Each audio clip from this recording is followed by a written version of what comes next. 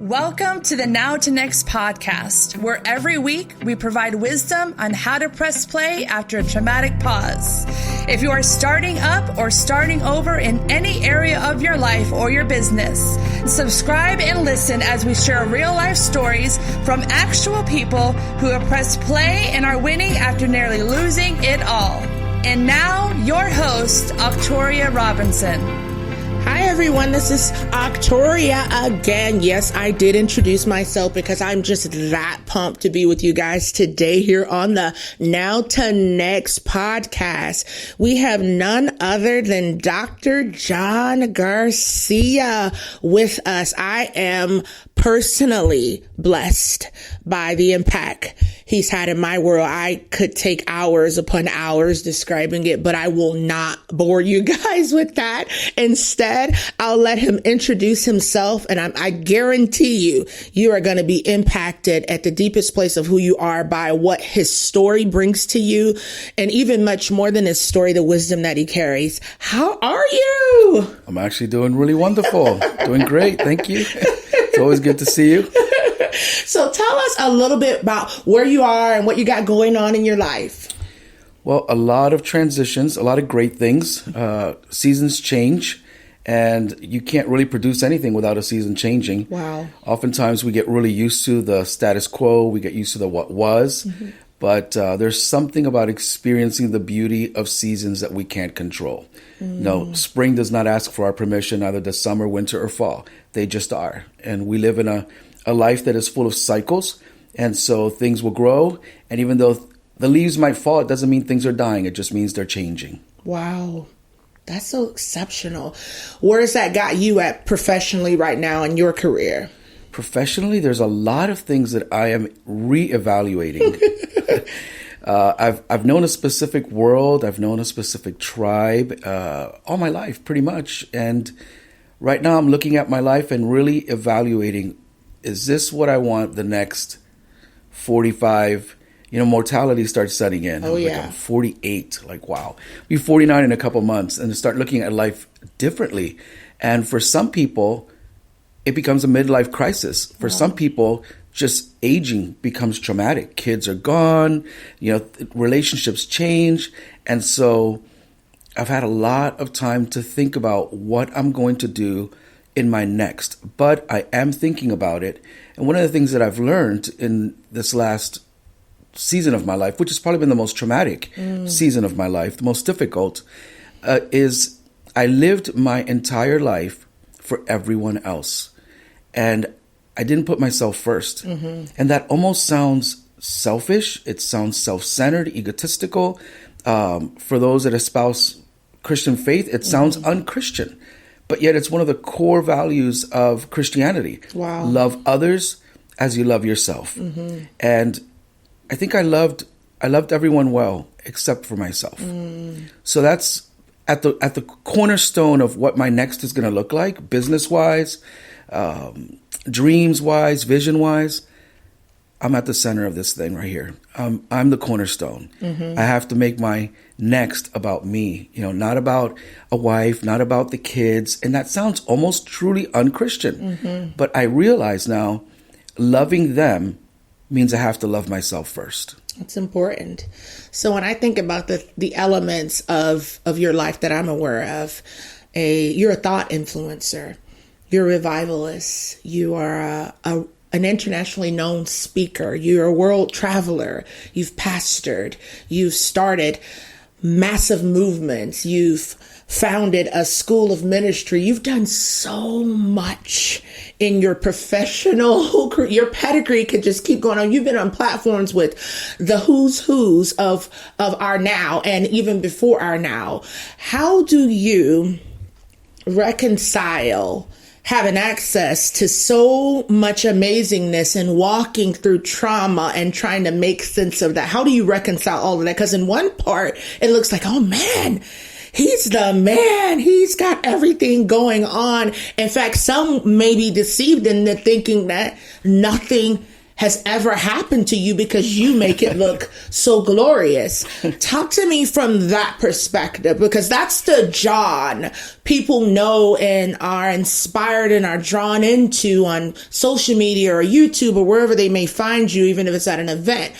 Has trauma really touched you? And if so, what was that trauma? Trauma hasn't only touched me, trauma has absolutely devastated me. This is something that I'm going to be publicly stating here in probably the next 24 hours. And I was at the point of suicide. I was suicidal. I had already selected my date. I had all my suicide letters written to the people that I love the most. And I couldn't believe that I arrived at that place. I could not believe that my mind and my heart and my dreams, my aspirations were so broken and so shattered that I could have stayed in that pain longer than just experiencing it and allowing it to inform me of boundaries and limits on my mind. I didn't know how to get out of it. You know, I heard people talk about the rabbit hole. I've counseled so many people, coached so many people, motivated and encouraged so many people who spoke about this rabbit hole, and then I found myself there and had no idea how to get it out. And it's definitely not Alice in Wonderland. It was devastating, but thank God that I'm no longer there. But now I can resonate. I can truly empathize with people who have experienced such trauma that it thrusts you into depression. It thrusts you into places that you really can't control. I had to surround myself with new people.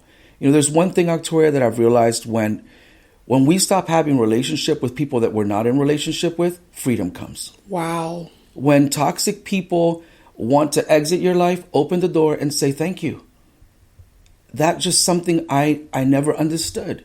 And I allowed myself to continually stay surrounded by people that were not good for me. They outlived the seasons of my life, and yet I kept them in there, helping them produce fruit, when in reality it was just no longer a fruitful relationship.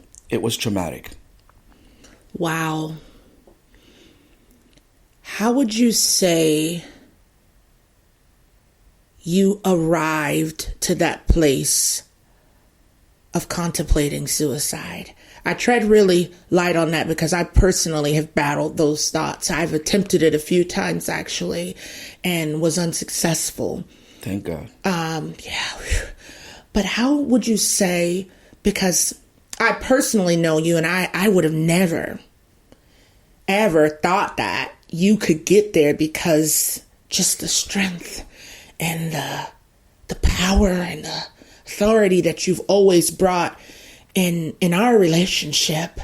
And I want to know, and I believe there are people out there, because you personify strength in so many ways. It's not to deny you of a moment of weakness, but because you are so strong, and there are others out there that probably walk in strength like you, how did you get there? What would you say was that thing for you that, man, I surrender to this darkness, or I surrender to this thought, or I surrender to this hopelessness? What was it for you that made it a real option, not just a thought? I think this was a reality that was building for about 4 to 5 years because of these fruitless relationships. I believe that I had true friends, and their silence was devastating. I think the silence of a friend is more devastating than the harsh words of an enemy. And that silence, that exit, people leaving my life when I needed them the most, and realizing that in addition to that, losing what I love the most, my marriage. Never thought that was something that would ever happen to me. And I understand love is messy, and it's organic, and it's unstable, but it's definitely never unreliable. I truly believe that love wins.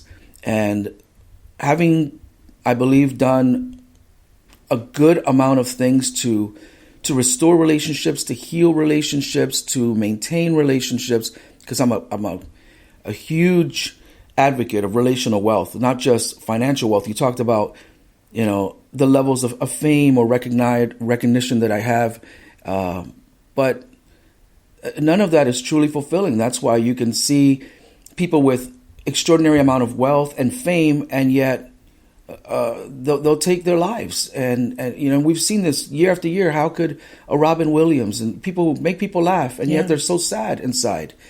I never understood that, but I do understand it now. I stayed in seasons longer than I was designed for. And I did it because I thought it was the noble thing to do, the right thing to do. But it was the right thing for everyone else but me. And that impact, one thing after the other, after the other, after the other. I can't say that it's what I went through. I truly have to admit it's what I put myself through. I didn't have to do those things. I didn't have to stay in those seasons that long. It was just prolonged pain. You got to be able to walk through the valley of shadow of death, not sit in it and sulk and feel that desperation, that hopelessness. I believe that God leads you into things and leads you out of them. It's if anything, an experience character building, but to remain there longer than you're designed for is absolutely devastating, and it will definitely lead to trauma. So where do you feel like that mindset, knowing all you know, being the brilliant man that you are, how could you have had a mindset that supported hanging on to something longer than what it was purposed for?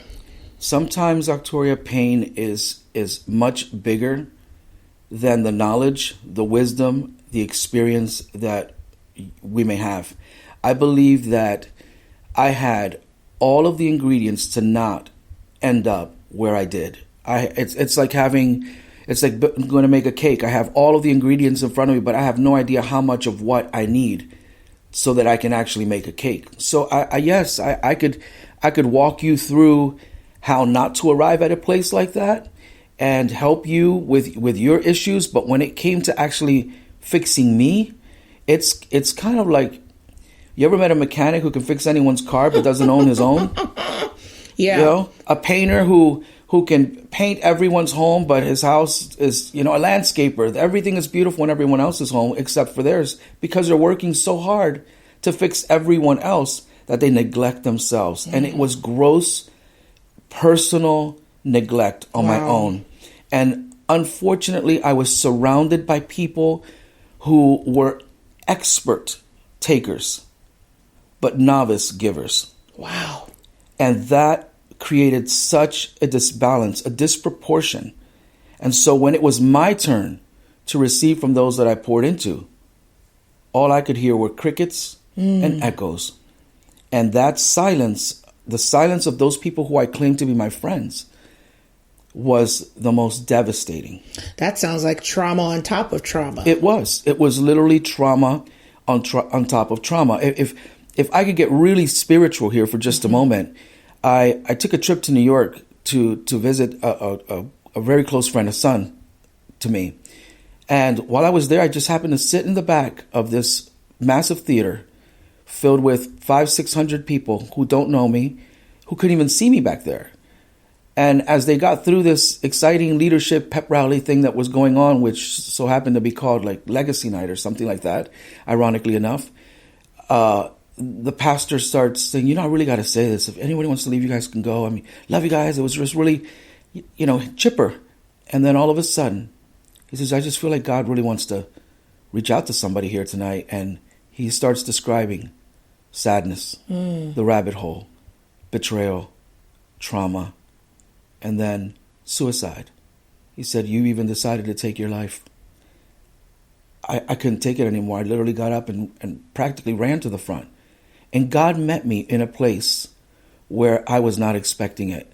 So I can't remove from the equation the power of God to intervene and find the one. Even though I'm, to many people, all that in the bag of chips, to me, I'm just a son. I'm just To God, I'm just a son. I'm a human. None of these accolades that men would give me because of my social media presence or the things that I've done are really valuable. At the end of the day, I believe what God is after the most is our heart. And at that moment, he knew where to find me. It didn't matter how dark I was. He's still the light. Wow. That's exceptional. So I'm thinking of just these layers of trauma that you've fought your way through to get to the place you are right now sitting before me. What do you feel like gave you that capacity to press play after really getting to that point where life didn't feel like it was much worth living? Right. What do you believe was that thing that said, no, I'm going to fight for my life. I'm going to fight for my sanity. I'm going to fight for my next. I have something in me that's worth living for. What was that for you? I think relationally and philosophically, I came to one powerful truth. People can only know you as deeply as they know themselves. And I realized the people that were around me knew themselves in a very shallow way. That gave me permission to not hold any judgments against them. I realized that. It let me release some of the anger. Wow. The absolute disappointment that I had in people. And it gave me a level of responsibility to know I knew this always, but I chose to believe for more. And that other aspect wasn't my responsibility. The next thing I did was obviously lean on God. And this is not in the right order, but here are the ingredients. Lean on God. Find people who knew themselves well enough to know me well enough, to know that this chapter of my life is not the entirety of the book. It's not the whole story. And to find people who had no judgment, to find people who could let me cry, people who could let me cuss, people who could let me be angry, people who could just let me pray, let me worship, and see me in all the facets of my pain exiting my body, and yet still be there. And then I started taking my physical fitness back into order. I got so out of shape. I gained so much weight. All of my entire body was out of whack. My triglycerides were through the roof. My cholesterol was through the roof. And it wasn't even from bad eating. It was mostly trauma. Wow. And no rest and no sleep. And I had never been the type of person to say I'm insomniac or anything like that, but I couldn't sleep at night. I would just cry at the drop of a hat. I'd be driving down the interstate, have to pull over and pass out for an hour because my brain couldn't take it anymore. My God. And those who knew me really, really well would say, you should get on meds. And I refused. And I'm not anti-meds, but I just refused. It's like I was ready to kill myself, so I get on meds. And so no one knew that, but I chose not to. I started getting back into the gym. I paid for a physical trainer and a personal trainer, and I started hitting that gym, girl, like crazy. I'm super excited with the results. You look great. Thank you. I have my health back. I've gotten all my blood work, and everything is exceptional, perfect. The doctor's like, wow, you've transformed your body. Wow. So that also helped me. I surrounded myself with good people. Keeping God at the forefront of it, working through my pain and not denying it, not trying to ignore the pain, but really allowing the pain to produce profitability in me and show me this is my boundary. All right, this is where I'm at right now, and then continue to build emotional muscle, relational muscle, physical muscle, and it's amazing where I'm at today, and I'm excited because I know that a lot of people have endured what I've gone through at different levels. But if I can make it, if I can be where I'm at today, knowing how dark, how deeply broken and traumatic everything I walked through was, and I'm still working through it. I'm not sitting here acting like, oh, it was just a magical, wave of someone's wand. I'm still walking through it. I still cry almost daily, still cry. And I just let the tears flow. And then I just move on. So with all that said, I want you to think back when you were at your darkest moment and envision that there is someone listening, or maybe even many people that will listen to this. I don't know how they'll stumble across it, but they press play on this particular podcast. They've been flirting with the idea of suicide. They've been drowning in hopelessness, and they're fighting to even have an ounce of a reason to live. What would you say to them right now to encourage them? At this moment, it's virtually impossible. If you are sitting there in the darkness of depression and brokenness and trauma and betrayal, shame, regret, whatever those things might be, there's more to this story than you can see at this present moment. There's not a storm that is eternal. Everything comes and everything goes. Life is cyclical. There are people out there that love you. You need to find 1 ounce of love for yourself. And the power of that love for yourself is going to allow you to be able to get up from that depression, from that sadness, and begin to find people who you can truly, truly be honest with, truly, truly be sincere with. I found groups where I could go and talk and no one judged me and they would listen to me. Some were church groups, some were not church groups. And I found a couple of really, really good friends who really sustained me, and you have them too. There's no one who is truly, truly alone. There is no one who is truly, truly lost. If you're lost, God can find you. In fact, God knows exactly where you're at. So you're not really lost. No one is ever really lost. Mm-hmm. And you may have lost yourself and you might not know what your next looks like, but you do know what your now looks like. And as long as you know what your now looks like, you're alive. You have the ability to be able to move out of where you're at. And it might not be quickly. It won't be swift. It's not a microwave, social media, instant, make me feel good type of experience. But when you get on the other side of this, your pain is going to be profitable and you're going to be able to help so many people because you helped yourself. And I look back now, and if I start thinking about the void that I would have left in my family's life, the pain that I would have caused so many people because of my own pain, that's more devastating. And why share our pain when we can share our process and our progress and our prosperity and moving out of where we're at today? There's so much more value in that than taking our own lives and then leaving behind year after year after year such a terrible, empty memory of someone who had so much potential and so much life and so much yet to give that no one ever had the opportunity to see. Well, I can personally say I'm glad you pressed play after your traumatic pause. And I'm sure any listener out here who will hear your story, whether it's on this podcast or on another platform, will share in that celebration. How can people connect with you? My website is promisedprovision.org. You're more than welcome to go there. I'm on all social media platforms, Instagram, Facebook, as Dr. John, John Garcia, Dr. John Garcia. And send me a message, send me an email, let me know you heard this, and I'm here for you as much as I can, and I will absolutely graciously share all of my stories, and you can follow my journey because I'm alive. I will continue to be alive, and I hope to see you and see your journey and all of your success as well. Wow. You heard it here, friends. There's a 2.0 coming out for Dr. John Garcia, and yes. I can't wait to experience, because I got a lot of the 1.0, but the 2.0 is going to be that next level, my friends. And what's more important that you can receive from his story is there's a 2.0 for you as yes. well. In one of our previous podcasts, you heard Brian share that your condition is not your conclusion.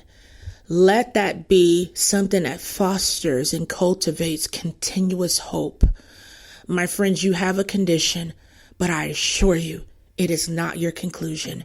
There are great plans, great purpose, and even more promise to be experienced in your life. And we are rooting for you to press play. We're providing you tools. This story is a tool. Listen to it 10 times if you need to. Find something to hang on to. And it may be a slow press, but I believe that you have the strength within you to press play. Until we meet again, my friends, you have a super duper awesomeness day.